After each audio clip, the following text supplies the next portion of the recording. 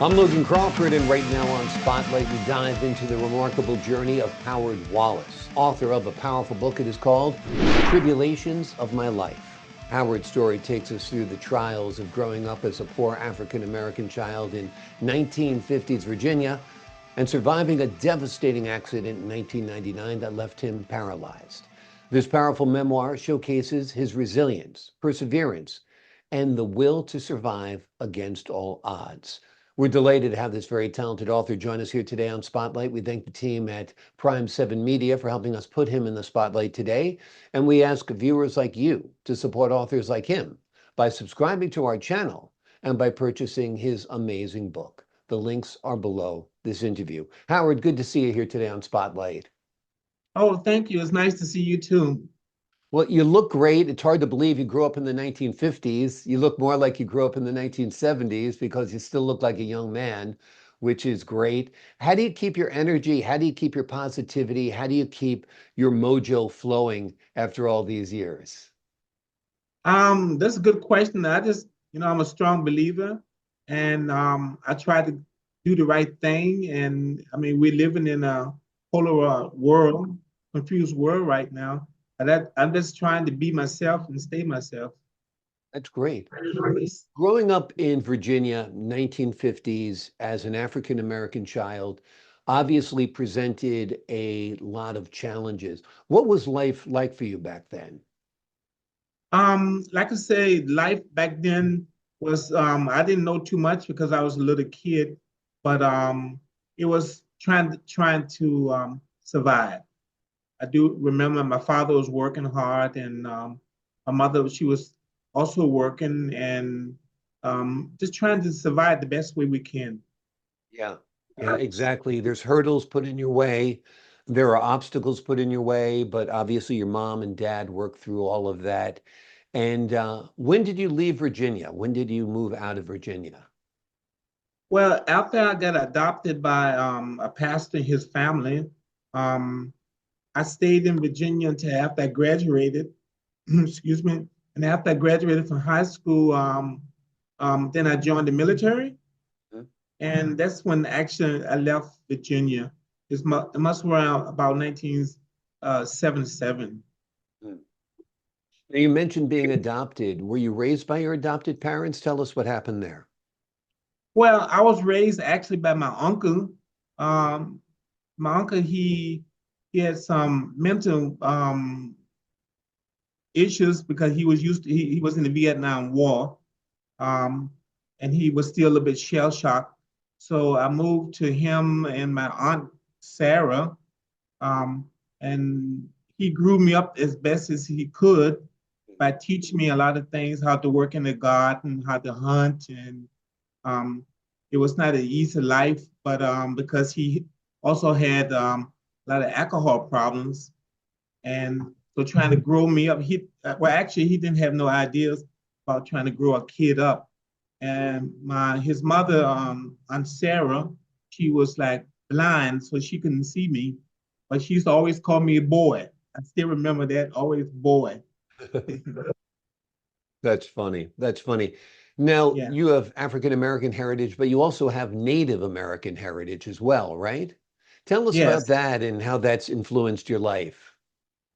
Well, my grandmother, actually, she was Indian, Hmm. and her husband, he taught me a lot of things, how to, to live in the forest, how to survive, how to hunt, um, what fruits I can eat in the, wild fruits and stuff like that. He was a really big impact on me because even today I still listen to Indian music, Hmm. and I even had a chance to visit a Indian reservoir back then. Yeah. Amazing, amazing. So you really learned resilience, perseverance, and survival skills from your heritage, which is, I think, is great. Yes, yes. Wonderful, wonderful. How long did you serve in the military? Tell us a little bit about your time there. Well, I joined the military because the family that adopted me, he was a pastor, and of course, we grew up in church, and I broke his heart when I joined the military. But The reason I joined the military is because I wanted to show my gratitude and repay them for the money that they invested in me. But it was a big mistake because my adopted mother, she accepted that, but she said, well, tonight you got to tell your dad. So I told him, and he was really disappointed. I think I really disappointed him, but I joined the military just to actually, like I say, to repay them for the for growing me up and supporting me all this life, all my childhood. Yeah. Yeah, amazing, amazing. You've really done very well for yourself. You had some challenges growing up, even, growing up from your aunt, your uncle. I mean, it's not a traditional way to be raised, but in some ways, I think it made you a stronger person because you learned to be self-reliant, right? Yes, of course. Yes, yes. Absolutely. Mhm. 1999 comes, a terrible accident. Tell us what happens there. Well, I got my math, my excuse me, my bachelor degree in photographer, Mhm. and I was working with a local German company that we do advertisement. I mean, I was the main photographer, so I would take the pictures of the different scenes. And one night we had to drive from Italy all the way to Germany, Yeah. Frankfurt, Germany, because we had appointments. So actually, we was driving over 23 hours without taking a break. And so from the accident, I don't remember too much because um, I was sleep I was sleeping when it happened, and I woke up in a coma after 6 weeks in a coma, and of course I didn't realize what happened. Um, but that's actually what happened. We didn't hit in the car. We was just all three of us was tired, and we just all three fell asleep. Mm. Yes. Amazing, amazing. When you wake up from a coma, you're paralyzed from the chest down. Is that what I understand? Yes, I'm paralyzed from the chest down with no movements in the lower extreme. I can move my elbow only, but I cannot, Yeah. I cannot move my hands, my fingers, only my joints. So Yes, that's been almost or about 25 years now like that. yes, Um, and you've rebuilt your life. You're working even yes, today, right? yes, yes. Yeah, which is Um, amazing. Are you able to use your hands on the computer and so forth? I have special instruments, special tools, and even sometimes um I use voice recognition. Mhm. And now with AI, it's a big help for me too. Yeah. Yeah, the digital age has been a real, real boost for Yes, people who have physical challenges. yes, AI, like you said, is a huge helper. yes. So that's great. Now you're working for a company in Germany. Tell me how you wound up in Germany, and is that from have you been there since your accident? Tell us a little bit about that. Well, like I say, I was stationed here in the military, Mhm. and like every young single GI, fell in love with a German girl, and the story goes on from there, and then end up getting married and having children, and then later uh, we got a divorce because of Mhm. different types of reasons. Yeah. And I'm the type of guy that when I make a promise, I keep my promise. So I promise kids that I will stay here until they're old enough, um, on their own feet, and then I will return to the United States. Yeah. And um, I did that because I got the custody. I was actually the first Black American to get the full custody of the children here in Germany. Wow. Yes, so I'm a legendary here. So growing up, two kids, it was okay, and then, like I said, then the accident happened, Yeah. and the kids they moved to their mom, Mhm. but they decided to live with me because they spend most of their life with me as Mhm. as children. So it was I was in the wheelchair and still trying to grow them up. Yeah. Yeah. It's amazing. I mean, it's hard to get full custody of your child as a male in the United States.